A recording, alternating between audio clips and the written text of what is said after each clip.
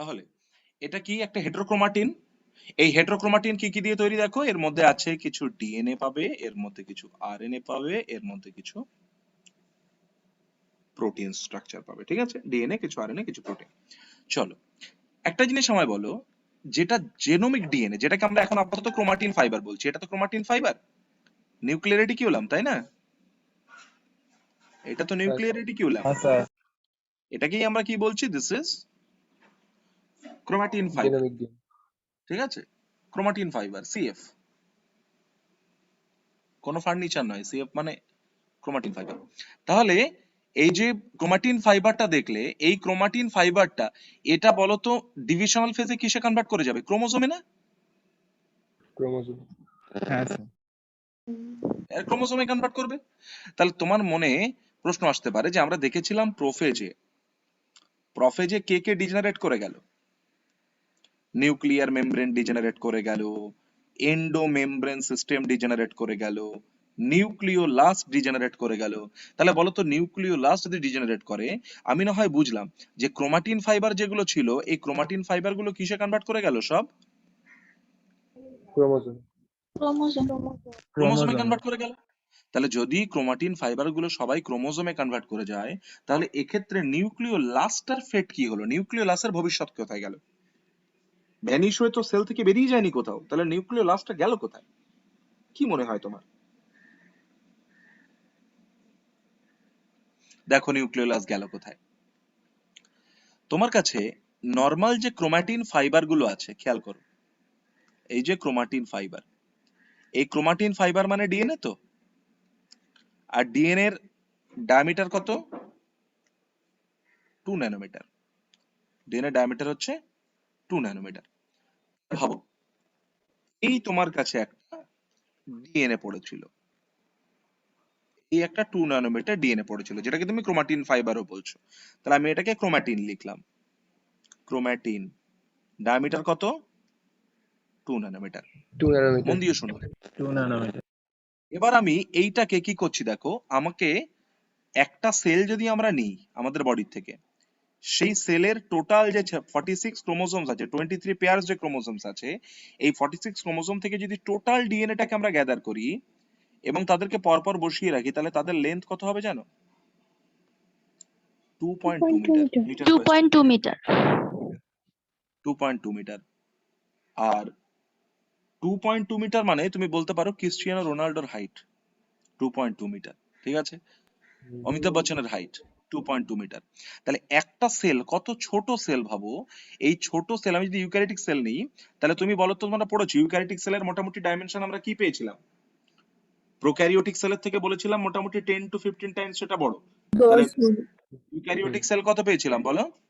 10 to 20 nanometre না, 20 micron, sorry 10 to 20 micron. তাহলে এই যে জায়গাটা এর মধ্যে এই 2.2 মিটার, মানে বুঝতে পারছো এই ডিএনএটা কি তার মধ্যে এমনি হ্যাফাজারটি ফেলে রাখলে রাখা যাবে, জায়গা পাবে?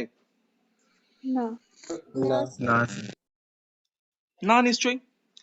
যখন কেউ বিশ্বকর্মা পুজোর আগে ঘুড়ি ওড়ায়, সেই ঘুড়িটা ওড়ানোর জন্য সুতোগুলো হ্যাপাসারটি ফেলে রাখলে জায়গা বেশি নেবে, নাকি লাটাইয়ের মধ্যে সুন্দরভাবে জড়িয়ে রাখলে জায়গা বেশি নেবে? লাটাইয়ের মধ্যে জড়িয়ে। লাটাইয়ের মধ্যে জড়িয়ে রাখো। জায়গা বেশি নেবে? কম লাগে। ফেলে রাখলে না স্যার, ফেলে ফেলে রাখলে রাখলে বেশি জায়গা নেবে, ফেলে রাখলে বেশি জায়গা নেবে। তাহলে একইভাবে সেলের মধ্যে ডিএনএ গুলোকে যদি তুমি এইভাবে 2.2 মিটার ডিএনএ কে ফেলে রাখো, অত জায়গা পাবে না, কারণ সেল ভীষণ ছোট। তাহলে তোমাকে কি করতে হবে, একে ওই জন্য কয়েল করতে হবে, তাই না? কিরকম? এই কয়েল করার জন্য দেখো, ডিএনএ যেহেতু নেগেটিভ, তাই কয়েল করার জন্য আমরা একটা পজিটিভ প্রোটিনকে নিয়ে আসি, একটা বেসিক প্রোটিনকে নিয়ে আসি, which that histone. Histone. Histone protein.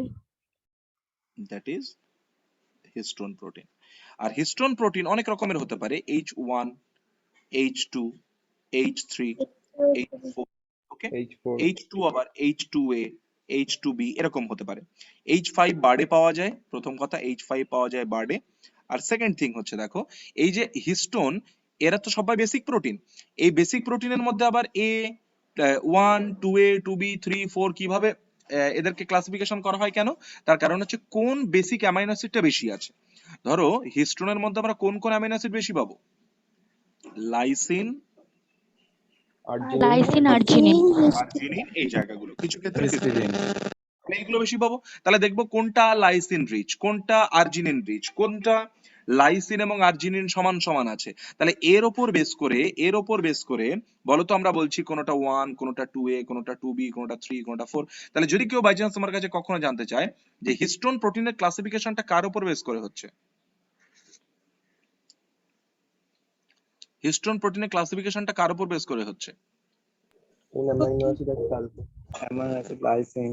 Amino acid রেসিডিউয়ের উপর ডিপেন্ড করে হচ্ছে, কোন অ্যামিনো অ্যাসিডের রেসিডিউ বেশি আছে, কোনটা কম আছে তার উপর বেস করে। ওকে চলো, তাহলে এখানে দেখো এরা এরকম হিস্টোন 2A, মন দিয়ে শুনবে, হিস্টোন 2A 2 কপি নিল, হিস্টোন 2B 2 কপি নিল, হিস্টোন 3 2 কপি নিল, হিস্টোন 4 2 কপি নিল। তাহলে কটা হিস্টোন হলো? 8টা। এটাকে আমরা বলি হিস্টোন অক্টামার। আর histone core, histone octamer, histone core. তাহলে এই যে হিস্টোন কোর বা হিস্টোন অক্টামার, এখানে 8টা হিস্টোন আছে, এখানে কে নেই বলতো? H1 H1 H1 है। কোশ্চেন ডিরেক্ট, হিস্টোন কোর বা হিস্টোন অক্টামারে কে absent? H1 H1 histone is absent. Okay, এবার দেখো এই যে হিস্টোন কোরটা পেলে, এই হিস্টোন কোর ধরে নাও এই একটা হিস্টোন কোর, এই একটা হিস্টোন কোর, এই একটা হিস্টোন কোর। এই হিস্টোন কোরের ওপর ওই যে তুমি ক্রোমাটিন ফাইবারকে দেখলে, ডিএনএ কে দেখলে, সে দেখো এইভাবে তার উপর গিয়ে কয়েল করছে। তাহলে বলো তো এই কয়েলিং এর ফলে লেন্থটা আগে থেকে কমে যাবে কিনা? হুম। বলো, কমবে তো। है। তাহলে এই যে কয়েলিং হলো, এই কয়েলিংটা কতটা কয়েলিং? হিস্টোন কোরের উপর মনে রাখবে 1.75 টাইমস কয়েলিং, মনে থাকবে 1.75 টাইমস। ওকে, 1/3 কয়েলিং। ক্লিয়ার? তাহলে যত কয়েলিং হলো বলো তো লেন্থটা তত কি হয়ে গেল? কমে গেল। থিকনেস তত কি হয়ে গেল? এই যে বেড়ে স্ট্রাকচারটা গেল। পেলে না, এই স্ট্রাকচারটাকে আমরা বলি নিউক্লিওজোম নিউক্লিওজোম। স্ট্রাকচার। এর নাম নিউক্লিওজোম স্ট্রাকচার। তাহলে এই যে নিউক্লিওজোম স্ট্রাকচারটা আমরা পেলাম, দেখো এই নিউক্লিওজোম স্ট্রাকচারতে যেখানে এন্ট্রি আর এক্সিট অফ ডিএনএ আছে, দেখো DNA entry exit, DNA entry exit, DNA entry exit. তাহলে এই ডিএনএ এন্ট্রি এক্সিটে কে বসে আছে? H1 histone, H1 protein. H1 histone. তাহলে H1 হিস্টোনের লোকেশন কোন জায়গাতে বলো তো? যেখানে entry and exit of DNA আছে, ওই জায়গাতে আমরা H1 হিস্টোনকে পাবো। কিন্তু কোন জায়গাতে H1 হিস্টোনকে পাবো না? হিস্টোন অক্টামার হিস্টোন অক্টামার বা হিস্টোন কোর বা নিউ বডি বলি, NU, নিউ বডি, সেই জায়গাতে তোমরা পাবে না। ক্লিয়ার? এই এই যে টোটাল স্ট্রাকচার, তাকে আমরা বলছি নিউক্লিওজোম স্ট্রাকচার। তাহলে এখান থেকে এই একটা নিউক্লিওজোম, এই একটা নিউক্লিওজোম, এই একটা নিউক্লিওজোম, মনে রাখবে one nucleosome contain more or less 200 base pair of DNA. One nucleosome contain 200 base pair of DNA. তাহলে তোমার কাছে যদি কেউ বলে যে আমার কাছে x base pair of DNA আছে, তাহলে সেখান থেকে কতগুলো নিউক্লিওজোম পসিবল, কি লিখবে? 6/200 Great. X by 200. Very good. X by 200 number of DNA তুমি সেখান থেকে পাবে। ওকে, X by 200. নেক্সট, এবার এই যে স্ট্রাকচারটা পেলে নিউক্লিওজোম, এটা দেখি এরকম মনে হচ্ছে যে এখানে তোমার কাছে এরকম সুতো আছে, স্ট্রিং, তার উপর এই যে বিডস বসে আছে, পুতির দানা। তাহলে এই গঠনটাকে আমরা আরো বলতে পারি বিডস অন স্ট্রিং স্ট্রাকচার। হ্যাঁ sir beads on string structure. তাহলে বলো, বুঝলে যার নাম নিউক্লিওজোম তাকেই আমরা বলছি বিডস অন স্ট্রিং স্ট্রাকচার কিনা? হ্যাঁ স্যার তাহলে এত হ্যাঁ কিছু স্যার। তারপর কেন পড়াচ্ছি? তার কারণ আমি ডিএনএটাকে সেলের মধ্যে কি করতে চাই? প্যাকেজিং করতে চাই। তাহলে বলো তো, যদি তোমার কাছে কেউ জানতে চায় যে what would be our motto of forming nucleosome, আমরা নিউক্লিওজোম কেন ফর্মেশন করছি? Answer is packaging of DNA in cell. সেলের মধ্যে আমরা ডিএনএ কে প্যাকেজ করছি। তাহলে বলো তো, যখনই আমরা নিউক্লিওজোম ফর্মেশন করলাম, তাহলে সেই স্ট্রাকচারটাকে আমরা এইভাবে কি ডেজিগনেট করতে পারি যে এইটা হচ্ছে আমাদের নিউক্লিওজোম, রাফলি? তাহলে ক্রোমাটিন থেকে তাকে আমরা কন্ডেনসেশন করে কিসে নিয়ে গেলাম বলো? নিউক্লিওজোম। তুমি কি এক্সপেক্ট করো আগের থেকে থিকার হবে না হবে না? তুমি কি এক্সপেক্ট করো আগের থেকে এর থিকনেস বেশি হবে নাকি হবে না? বেশি হবে। হবে। বেশি কেন হবে। থিকনেস বেশি হবে?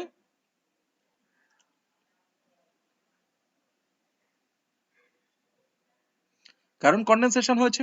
তাহলে ভাবো আমি যদি এইটাকে ডিএনএ বলি, এটাকে আমি ক্রোমাটিন বলছি না, ধরো শুরুতে এটা আমি নিউক্লিওটাইড গেলাম, বা এটা ধরো ডিএনএ আছে আমাদের কাছে। তাহলে এই ডিএনএটা এটা যদি 2 ন্যানোমিটার হয়, তাহলে এই যে নিউক্লিওজোম ফরমেশন করলাম, তার মানে আমি ধরলাম এখন ক্রোমাটিন ফরমেশন হয়েছে। ক্রোমাটিন, তাহলে এই ক্রোমাটিন ফরমেশন হলে এটার ডায়ামিটার বেড়ে এখন হয়ে গেল 11 ন্যানোমিটার। মনে থাকবে তোমাদের?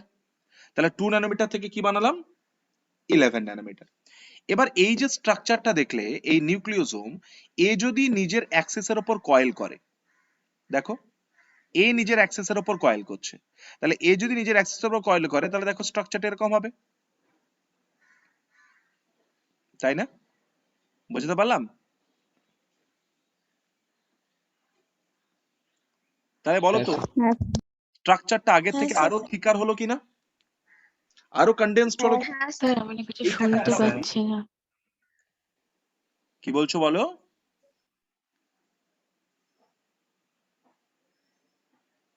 কি বলছো?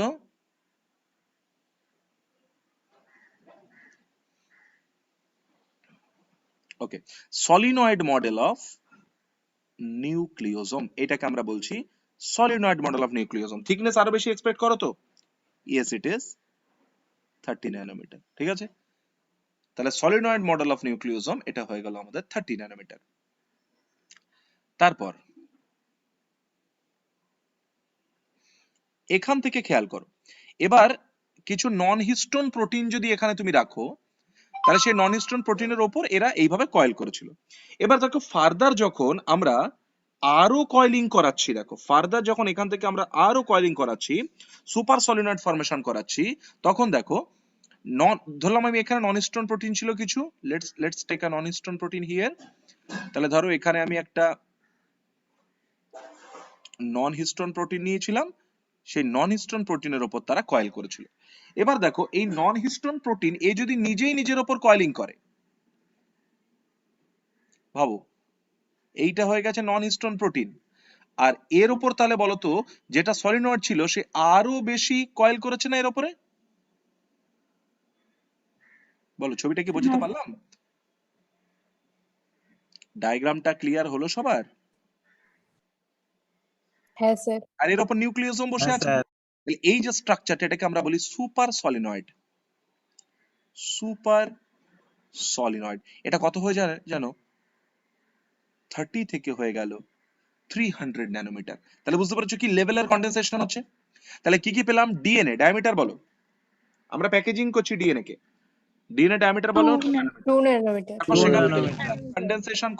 কন্ডেনসেশন করলাম, when it would be converted to a chromatin, then it would be converted to a diameter of 11 nanometer. 11. And from the nucleosome, from the bits on string structure, that structure will coil on non histone protein. সেজন্য তোমরা দেখবে যে আমরা যখন ultimately chromosome বানাবো, ক্রোমোজোমের মধ্যে কি কি কম্পোজিশন আছে তোমাদের বলেছিলাম আমি আগের দিন, কে বলবে? Histone protein, non Histone protein, non-histone protein, and nucleic acid. Good. DNA RNA. ক্রোমোজোমের মধ্যে Nucleogen আছে maximally DNA and histone, Histone তাই না? Histone DNA protein. 40%, histone protein Histone 50%। 50%. Histone 50%. নন হিস্টোন প্রোটিন কে? সেটা স্ক্যাফোল্ড প্রোটিন। মনে রাখবে নন হিস্টোন প্রোটিনের example কি? Scaffold protein. কোন স্ক্যাফোল্ড? দেখো এই স্ক্যাফোল্ড, এই যে প্রোটিনটা নন হিস্টোন প্রোটিন, এটাই হচ্ছে স্ক্যাফোল্ড প্রোটিন। ওকে, তাহলে নন হিস্টোন প্রোটিনের এক্সাম্পল বলো, স্ক্যাফোল্ড প্রোটিন। আর ডিএনএ পল, আরএনএ পল এরাও আছে কিছুটা, যদিও এটা এর মধ্যে নেই, নন হিস্টোন প্রোটিনের মধ্যে আছে স্ক্যাফোল্ড প্রোটিন। কতটা? 8.5%। 8.5%। আর আরএনএ আছে তাহলে কতটা বলো? 1.5। 1.5%. তাহলে ক্রোমোজোমের composition clear? DNA 40%, histone 50%, RNA 1.5%, নন হিস্টোন প্রোটিন আর স্ক্যাফোল্ড প্রোটিন 8.5%। ওকে, তাহলে এর উপর সলিনয়েড ফর্ম করলো। কেন সলিনয়েড নামটা দিয়েছে বুঝতে পেরেছো? এই একটা মেটাল এইভাবে তুমি তার উপর সলিনয়েড বানাও, মনে আছে ম্যাগনেট পড়তে গিয়ে ফিজিক্সে পড়েছিলে, স্ট্রাকচার নাম সলিনয়েড। হ্যাঁ স্যার। তাহলে সেখান থেকে সুপার সলিনয়েড হলো 300 ন্যানোমিটার। তারপর সেখান থেকে কি হলো বলো, এই 300 ন্যানোমিটার থেকে এবার দেখো আমি স্কিপ করছি এখান থেকে এই জায়গাতে, এবার এখান থেকে যে স্ট্রাকচারটা তৈরি হলো that is you know it is named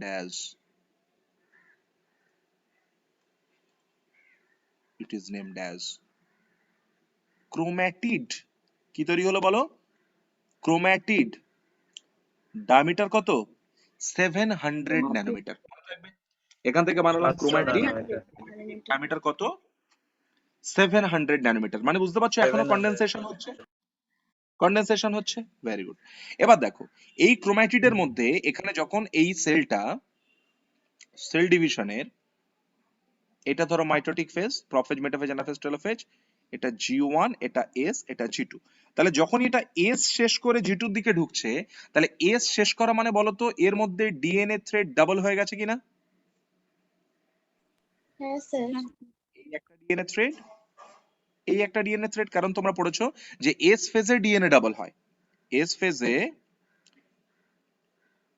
DNA রেপ্লিকেশনস হচ্ছে।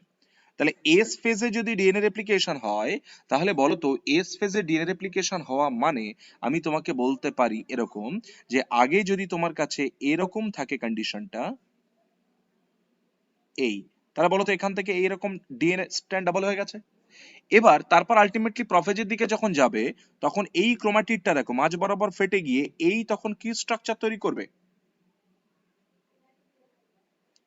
নাও this is the chromosome. chromosome, এটাকেই আমরা তখন বলছি ক্রোমোজোম। তাহলে আমরা একটা ডিএনএ স্ট্র্যান্ডকে কোন দিকে পাঠিয়ে দিলাম, এই দিকে পাঠিয়ে দিলাম, আরেকটা ডিএনএ স্ট্র্যান্ডকে এই দিকে পাঠিয়ে দিলাম। তাহলে আলটিমেটলি কনডেন্সড ফর্ম যেটা সেটা কি তৈরি হলো, ক্রোমোজোম। ডায়ামিটার কত, chromosome, 1400 ন্যানোমিটার।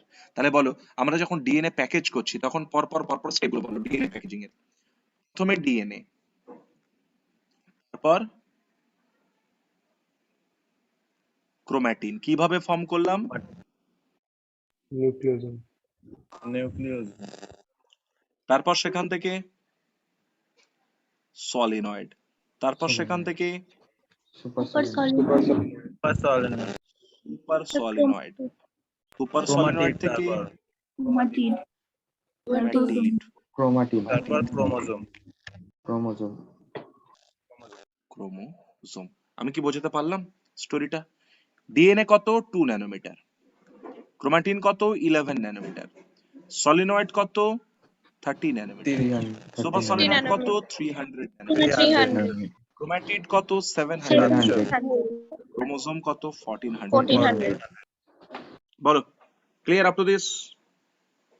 হ্যাঁ স্যার। হ্যাঁ স্যার, হ্যাঁ স্যার, গ্রেট।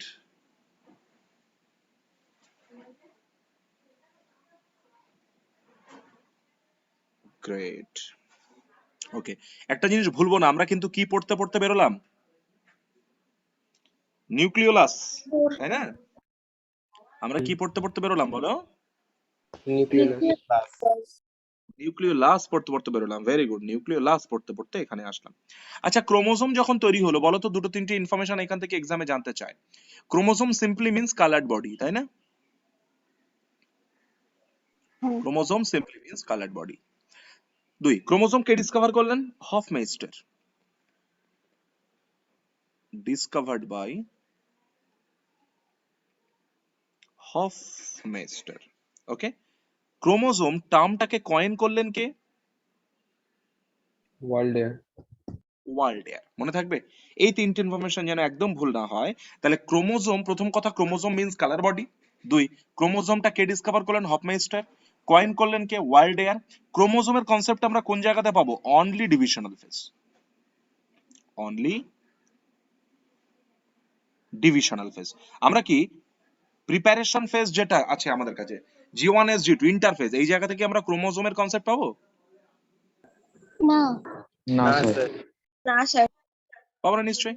তাহলে এটা অনলি ডিভিশনাল ফেজে তুমি ক্রোমোজোমের কনসেপ্ট পাবে, বাকি কোনো জায়গাতে তুমি কিন্তু ক্রোমোজোমের কনসেপ্ট পাবে না। বোঝা গেল? নেক্সট, এটাকে কি আমরা বলতে পারি যে most condensed form of DNA বা most condensed form of chromatin? হ্যাঁ স্যার। Form of chromatin. বলো, বুঝতে পারলাম? বুঝতে পারলাম? হ্যাঁ স্যার। একটা হ্যাঁ সেল স্যার। যদি 24 আওয়ার টাইমে ডিভিশন করে, আমি যদি বলি তার মধ্যে 1 ঘন্টা ডিভিশনাল ফেজ আর বাকি 23 ঘন্টা 23 আওয়ার্স হচ্ছে ইন্টারফেজ, তাহলে ওই সেল ডিভিশনে ক্রোমোসোম দেখতে পাওয়ার প্রবাবিলিটি কত ঘন্টা? 1 ঘন্টা। 1 ঘন্টা। বুঝতে পেরেছো তাহলে ব্যাপারটা? হ্যাঁ স্যার। হ্যাঁ Very স্যার। great. নেক্সট, এই ক্রোমোসোমকে আমরা যদি স্ট্রাকচারটাকে আমরা একটুখানি অ্যানালিসিস করার চেষ্টা করি। ভুলিনি, হয়তো ভাবছো আমি ভুলে গেছি যে স্যার আপনি পড়াচ্ছিলেন তো নিউক্লিওলাস, হঠাৎ দিক থেকে কোথায় গেলেন? বলিনি, আমি আছি, ঠিক আছে, ফিল্ডেই আছি। চলো, একটা ক্রোমোসোমকে আমরা যদি এইভাবে দেখি, খুব বেসিক স্ট্রাকচার যেটা, আমি একটা মোনাড ক্রোমোসোম হিসেবেই দেখছি। ধরো এই একটা মোনাড chromosome,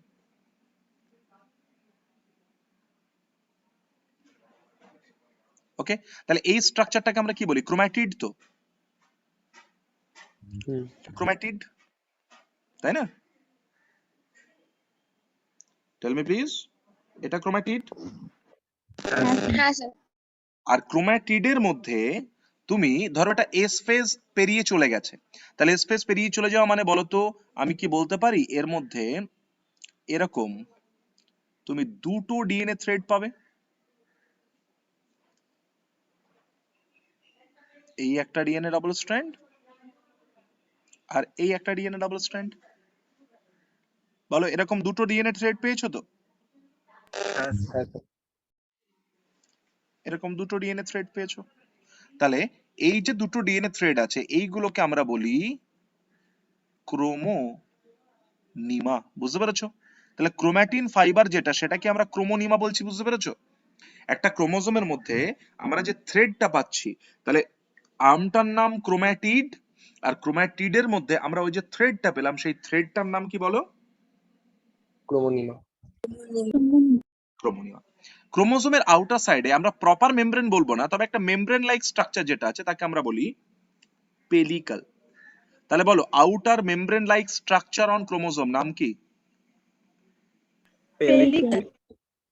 outer membrane like structure in chromosome সমান সমান পেলিকাল। ঠিক আছে, এবার এই ক্রোমাটিন ফাইবার গুলোকে, ক্রোমোনিমা ফাইবার গুলোকে বের করো বাইরে। দেখো, ক্রোমোনিমা ফাইবার গুলো এইভাবে অ্যারেঞ্জ করা আছে না? এইভাবে অ্যারেঞ্জ করা আছে। এই যে স্ট্রাকচার গুলো, এগুলো বিটস তো, পুঁতির দানা, এর মধ্যে জিন আছে, এর মধ্যে এফেক্টিভ জিন আছে। দানাগুলো, এই স্ট্রাকচার গুলোকে আমরা বলি ক্রোমোমিয়ার। কারা এরা? ক্রোমোমিয়ার। তাহলে এইটা একটা ক্রোমোমিয়ার, এইটা একটা ক্রোমোমিয়ার। তাহলে এই দুটো ক্রোমোমিয়ারের মাঝখানে এই জায়গাটাকে বলা যেতে পারে ইন্টার ক্রোমোমিয়ার রিজিয়ন।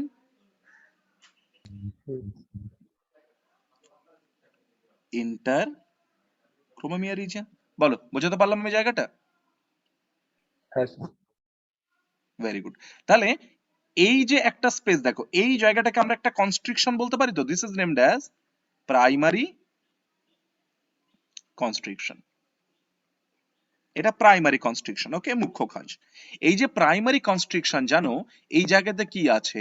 সেল ডিভিশনের সময় স্পিন্ডল ফাইবারটাকে অ্যাটাচ করার জন্য এখানে ডিস্ক লাইক স্ট্রাকচার থাকে। এই ডিস্ক লাইক স্ট্রাকচারটাকে আমরা কি বলি? This is kinetochore. তাহলে বললো সেল ডিভিশনের সময় স্পিন্ডল ফাইবার অ্যাটাচমেন্টের সাইট কোনটা? এক নম্বর অপশন বললো প্রাইমারি কনস্ট্রিকশন। প্রাইমারি কনস্ট্রিকশন কোন জায়গাতে আছে? যে জায়গাটা প্রাইমারি কনস্ট্রিকশন, ওই জায়গাতেই আমরা দেখবো, দেখো একটা জায়গা যেখানে কি আমরা স্পেসিফিক কোনো জিন পাচ্ছি, এখানে এফেক্টিভ জিন পাচ্ছি। এই জায়গা দেখো আমরা কোনো এফেক্টিভ জিন পাচ্ছি। So this is the centromere region, তাই না? তাহলে সেন্ট্রোমিয়ার কোথায় থাকে? প্রাইমারি কনস্ট্রিকশনে। তাহলে প্রাইমারি কনস্ট্রিকশনে আমরা পাচ্ছি সেন্ট্রোমিয়ার রিজিয়ন। তাহলে সেন্ট্রোমিয়ার 2 নম্বর অপশন। 3 বলা হলো কাইনেটোকোর। 4 বলা হলো সবগুলোই কারেক্ট অপশন। কি বলা হবে? দেখো সবই তো সেম অপশন, তাই না? আমরা অ্যাটাচ করছি কাইনেটোকোরের সঙ্গে, কিন্তু কাইনেটোকোরটা কোথায় আছে? সেন্ট্রোমিয়ার রিজিয়নে আছে। এটা প্রাইমারি কনস্ট্রিকশনের পার্ট। কিন্তু যদি তোমাকে অনেকগুলো অপশনের মধ্যে একটাকে চুজ করতে হয়, সেখানে তোমার কাছে মাল্টিপল অপশনের জায়গা নেই, তাহলে তখন কিন্তু তোমাকে অবশ্যই কোনটাকে চুজ করতে হবে? কাইনেটোকোর। কাইনেটোকর। আবার মনে রাখবে যে 1 chromosome equal to 2 কাইনেটোকোরস। 1 chromosome equal to 2 কাইনেটোকর্স। তাহলে তোমাকে কোয়েশ্চেন জানতে চাইবে যে আমরা যখন একটা ডিপ্লয়েড সেল নেব বা একটা সোম্যাটিক সেল নেব, সেই সোম্যাটিক সেলে আমাদের সেলের ক্ষেত্রে নাম্বার অফ কাইনেটোকর কত হবে? 4টি। টোটাল হচ্ছে 40 46 ক্রোমোসোমস, আর এক একটা ক্রোমোসোমে দুটো করে কাইনেটোকর, তাহলে কতগুলো হয়ে যাবে? 92। 92 হয়ে যাবে। বুঝতে পেরেছো? নেক্সট, তাহলে এই জায়গাতে পেলাম প্রাইমারি কনস্ট্রিকশন। কিছু কিছু ক্রোমোসোমে জানো, কিছু কিছু ক্রোমোসোমে আমরা স্ট্রাকচারটা কেমন পাই খেয়াল করো। সব জায়গাতে নয় কিন্তু এটা।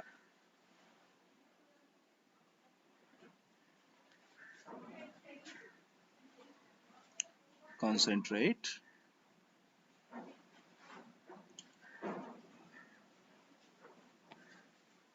এই দেখো, বলতো এখানে আমরা শুধুমাত্র প্রাইমারি কনস্ট্রিকশন পেলাম নাকি একটা সেকেন্ডারি কনস্ট্রিকশনও পেলাম?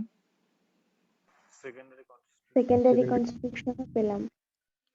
তাহলে এই তুমি যে সেকেন্ডারি কনস্ট্রিকশন পেয়েছো, ক্রোমোসোমের এন্ড পার্টটাকে আমরা কি বলি? টেলোমিয়ার। ক্রোমোসোমের এন্ড পার্টটাকে আমরা কি বলি? টেলোমিয়ার। টেলোমিয়ার কি কাজ করে বলো তো? আমাদের তো ক্রোমোসোম একটা না অনেকগুলো, এক একটা সেলে।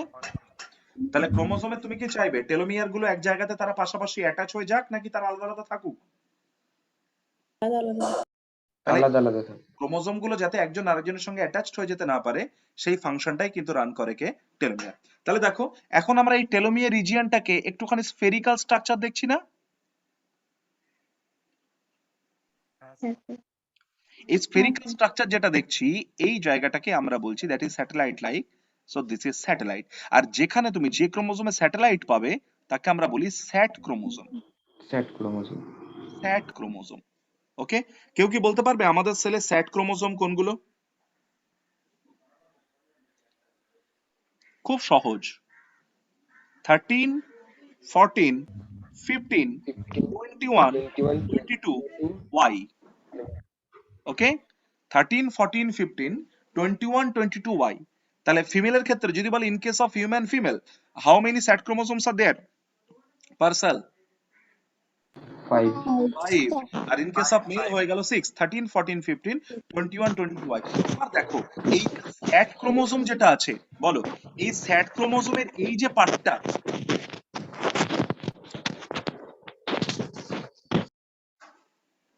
স্যাট ক্রোমোসোমের এই যে পার্টটা দেখো, স্যাটেলাইট পার্টটা, এই স্যাটেলাইট পার্টটা এটা ক্রোমাটিন তো? স্যাটেলাইটটা ক্রোমাটিন তো? তাহলে এই যে ক্রোমাটিনটা তুমি দেখছো, এই ক্রোমাটিনটা দিস ইজ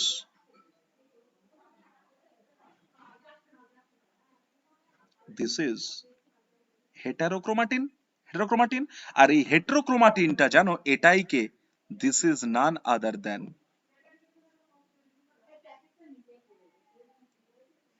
নিউক্লিওলাস। আমি বোঝাতে পারলাম তোমায়? তাহলে দেখো প্রশ্ন ছিল কোথায়, প্রশ্নটা খোঁজো যে